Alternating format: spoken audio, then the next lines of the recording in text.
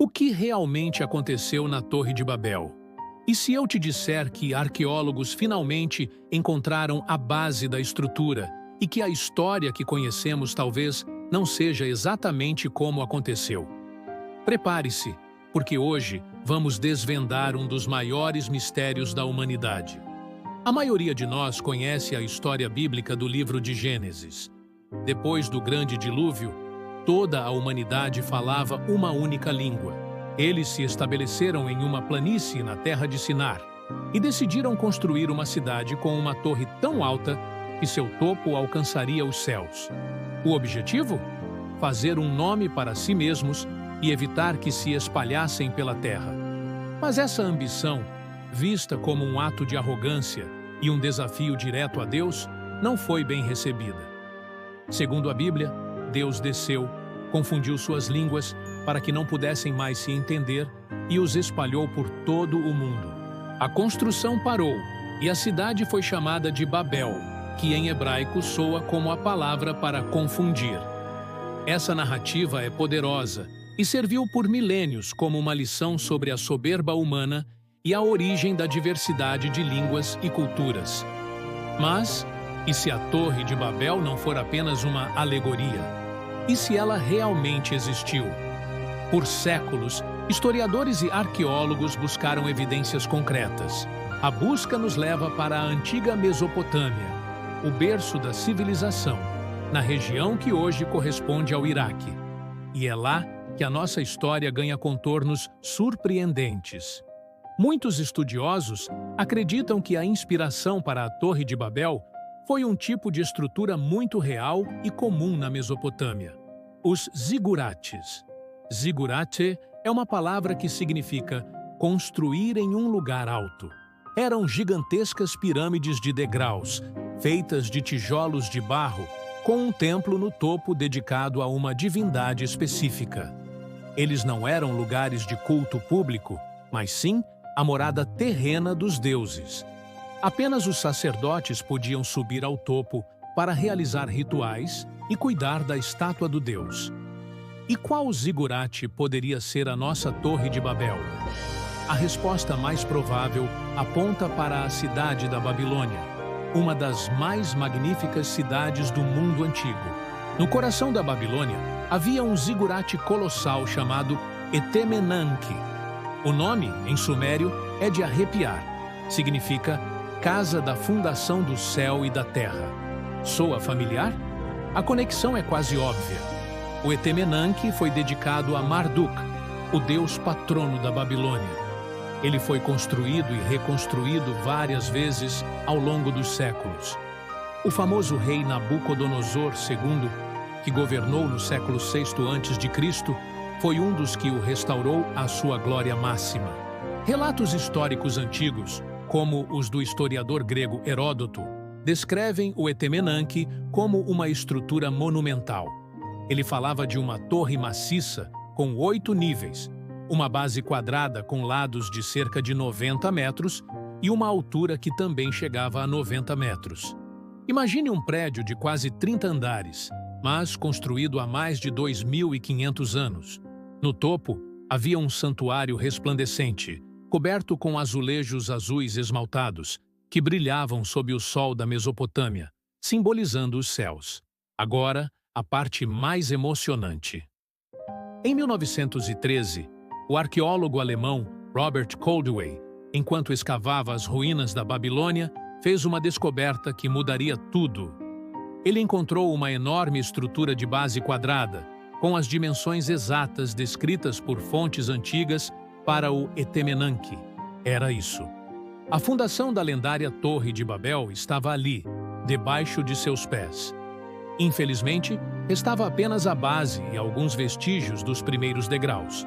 Séculos de guerras, saques e a própria erosão do tempo reduziram o magnífico zigurate a ruínas. Alexandre, o Grande, por exemplo, planejou reconstruí-lo, mas morreu antes de conseguir. Ele chegou a ordenar a demolição do que restava da estrutura danificada para limpar o terreno para uma nova, mas o projeto nunca foi concluído. Com essa evidência arqueológica, a história começa a fazer mais sentido. Os hebreus, autores do texto bíblico, provavelmente tiveram contato direto com essa maravilha arquitetônica. Durante o século VI a.C., muitos deles foram levados como cativos para a Babilônia por Nabucodonosor II. Imagine o choque cultural.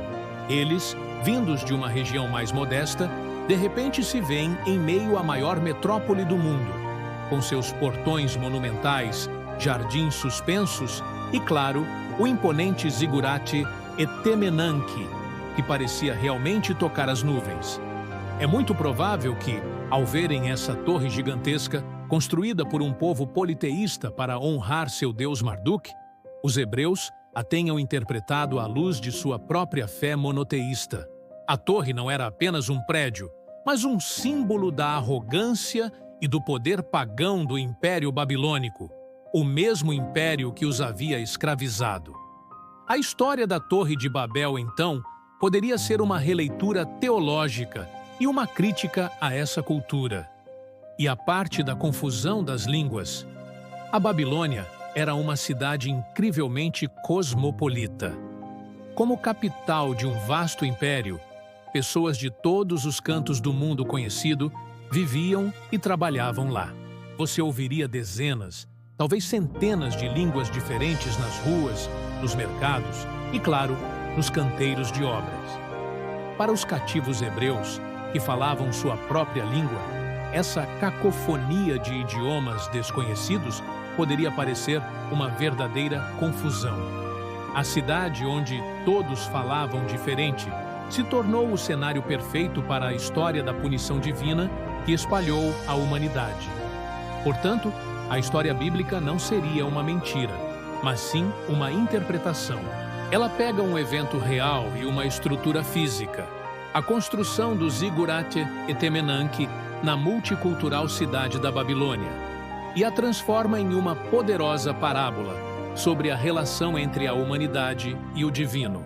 A arrogância não era apenas construir um prédio alto, mas sim o sistema de crenças e o poder imperial que ele representava.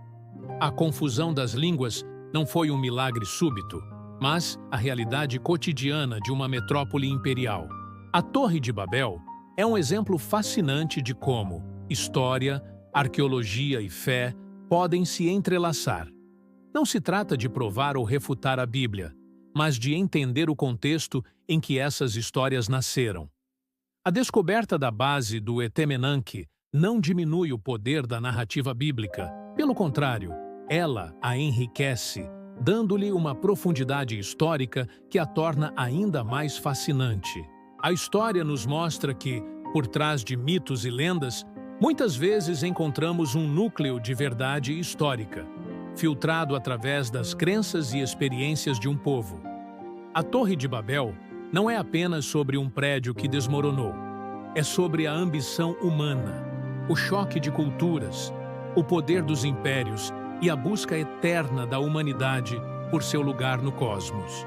E hoje, graças à arqueologia, podemos olhar para as ruínas da Babilônia e quase ouvir o eco de milhares de vozes e idiomas, construindo uma torre que, de uma forma ou de outra, realmente tentou alcançar os céus.